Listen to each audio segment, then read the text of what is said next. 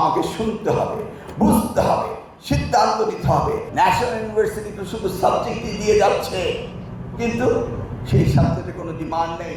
এই প্রতিষ্ঠান সরকারের কাছ থেকে টাকা নেবে, বেতন নেবে, সেই প্রতিষ্ঠান জিরো পাবে। এটা কি হতে পারে? নিশ্চয়ই এটা হতে পারে না। আমাদের কাছে তো রয়েছে, আমরা এমপিও দিচ্ছি শিক্ষকদেরকে। একই অবস্থা আমার হয়েছিল 2001 সালে। তখন হাজার হাজার প্রতিষ্ঠান জিরো পেত, পাস করতো না। ক্রমান্বয়ে সেগুলিকে আমি বন্ধ করেছি। এবারও তাই হবে। অযাচিতভাবে প্রতিষ্ঠান চলছেই, সেগুলিকে দেখতে হবে। ন্যাশনাল ইউনিভার্সিটি সম্বন্ধে বললো, ন্যাশনাল ইউনিভার্সিটি তো শুধু সাবজেক্টই দিয়ে যাচ্ছে, কিন্তু সেই সাবজেক্টে কোনো ডিমান্ড নেই। ওই যে বললেন যে গ্র্যাজুয়েশন হচ্ছে, কিন্তু কোনোভাবেই তারা চাকরি পাচ্ছে না, আনএমপ্লয়মেন্ট। বললেন তিনি একজনে এর লোক খুঁজে পাচ্ছেন না, আইসিটির লোক খুঁজে পাচ্ছেন না, কিন্তু যখন সাবজেক্ট খোলা হয় তখন শুধু যেই সাবজেক্টগুলো কমন সাবজেক্ট, নাম উল্লেখ করছি না, আমরা সকলেই জানি, ওই সাবজেক্টগুলো নিয়েই সকলে। এই পর্যন্ত একটি কলেজকে আমি পারমিশন দেইনি, এই পর্যন্ত একটি স্কুলকে পারমিশন দেইনি, একা আটকে রেখেছি। আমি কি পলিটিক্যালি ফেস করি না? এই কলেজে অনার্স দিতে হবে, এই কলেজের ডিগ্রি এই সাবজেক্ট করতে হবে, এই কলেজের মাস্টার ডিগ্রি এই সাবজেক্ট করতে হবে। I am facing this music everyday. আমি এমপি, আমার কলেজও এমপি, তারা চাচ্ছে। কিন্তু এইভাবে কি আমরা রাষ্ট্রকে শিক্ষা ব্যবস্থা এভাবে ঠেলে দেবো? যদি তাই চলতে থাকে, আজকের বক্তৃতা যদি হয়ে থাকে 5 পাতা, আগামী দিনের বক্তৃতা হবে 100 পাতা। দেখেন, আমাদের প্রধানমন্ত্রী তিনি বলেছেন ল্যাঙ্গুয়েজের উপরে, আজকের বক্তারা ল্যাঙ্গুয়েজের উপরে কথা বলে গেলেন। শুধু ইংলিশই ল্যাঙ্গুয়েজ, ম্যান্ডারিন কি ল্যাঙ্গুয়েজ না? আমরা কি এখন ইস্টে যাচ্ছি না, সাউথ ইস্টে যাচ্ছি না? আমরা কি সকলেই এখন ইউরোপ আমেরিকা যাচ্ছি?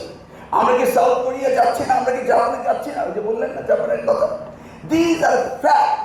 এই জন্য মিয়াজ আসাদুল্লাহ সাহেবকে বলেছি যে আপনি ইয়ারের দায়িত্ব নিয়েছেন, প্রত্যেক মাসে কি করে প্রোগ্রাম করবেন এবং ক্যাটাগরিগুলি সাবজেক্ট ওয়াইজ প্রোগ্রাম করবেন। সেখান থেকে আমরা শুনবো, আমরা জানবো, আমরা ব্যবস্থা নেব। আমার কিন্তু বক্তৃতা দেওয়ার কথা না, আমার শোনার কথা। আমাকে শুনতে হবে, বুঝতে হবে, সিদ্ধান্ত নিতে হবে। এই শিক্ষা ব্যবস্থার দুর্বলতাকে অ্যাড্রেস করতেই হবে। এই জন্যই তো আজকে এই জাতীয়তাবাদী দল, আজকে এই জন্যই তো আগামী বাংলাদেশ গড়ার জন্য মাননীয় প্রধানমন্ত্রী আসছেন। এই জন্যই তো তিনি শিক্ষায় বাজেট দিচ্ছেন। এই যে তিনি সাহেব বললেন যে আমাদের বিশ্ববিদ্যালয়গুলো এখন আর রিসার্চ নেই। কেন নেই? দেখতে হবে আমাদের, বুঝতে হবে আমাদের। এই যে প্রাইভেট ইউনিভার্সিটিগুলো 116টা রয়েছে, আরো প্রাইভেট প্রতিদিন দরখাস্ত আসছে। প্রাইভেট ইউনিভার্সিটি 116টি, প্রাইভেট পাবলিক ইউনিভার্সিটি 57টি, তারপর বেড়েই চলছে। এই জায়গাটাই তো আমরা লাগাম টেনে ধরছি। আর নয়, আমাদের যেগুলি রয়েছে সেগুলি কোয়ালিটি ইমপ্রুভ করতে হবে। আমাদের সেই জন্য ক্রস বর্ডার এডুকেশনকে আমরা প্রায়োরিটি দিচ্ছি। আমরা চাচ্ছি জয়েন্ট কোলাবোরেশনে ইন্টারন্যাশনাল রিনাউন্ড ইউনিভার্সিটিগুলোর সাথে আমাদের লোকাল ইউনিভার্সিটিগুলো জয়েন্ট কোলাবোরেশনে, জয়েন্ট সার্টিফিকেশনে তারা ইন্টালেকচুয়াল প্রপার্টি দিবে, আর আমাদের ইউনিভার্সিটিগুলো আমাদের স্টুডেন্ট দিবে। এই যে বললো dividends becomes a burden, it's fact. কিন্তু সে বলেন দিস ইজ ফ্যাক্ট যে ডিভিডেন্সগুলোকে আজকে বার্ডেন হয়ে দাঁড়িয়েছে।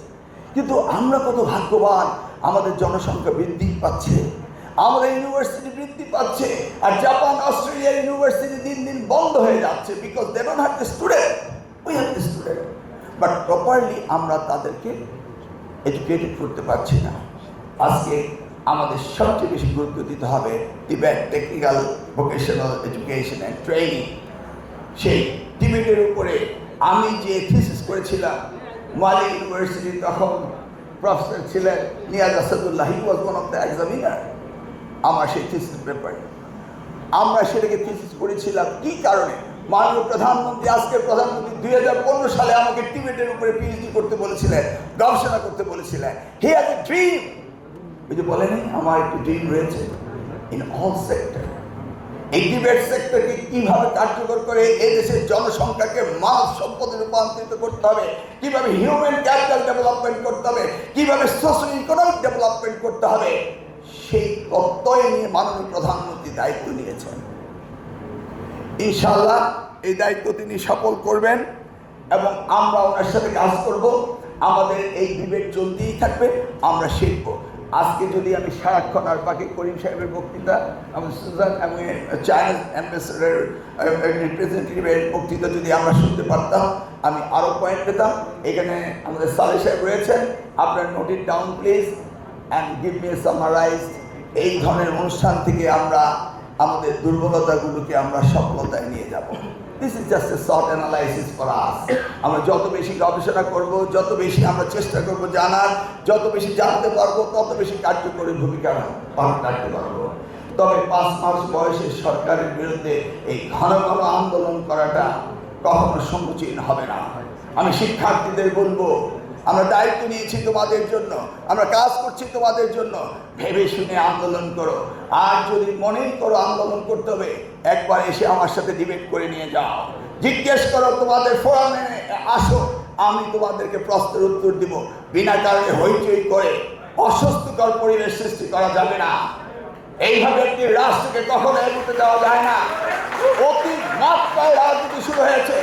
একটি সরকারের 6 বয়স না হতেই মিথ্যে অজুহাত দিয়ে যারা রাজনীতি করে, তারা মূলত এই দেশকে উন্নতি চায় না, তারা অধঃপতন চায়। অর্থাৎ তাদের নেতৃত্ব জনগণ কখনো মেনে নেবে না।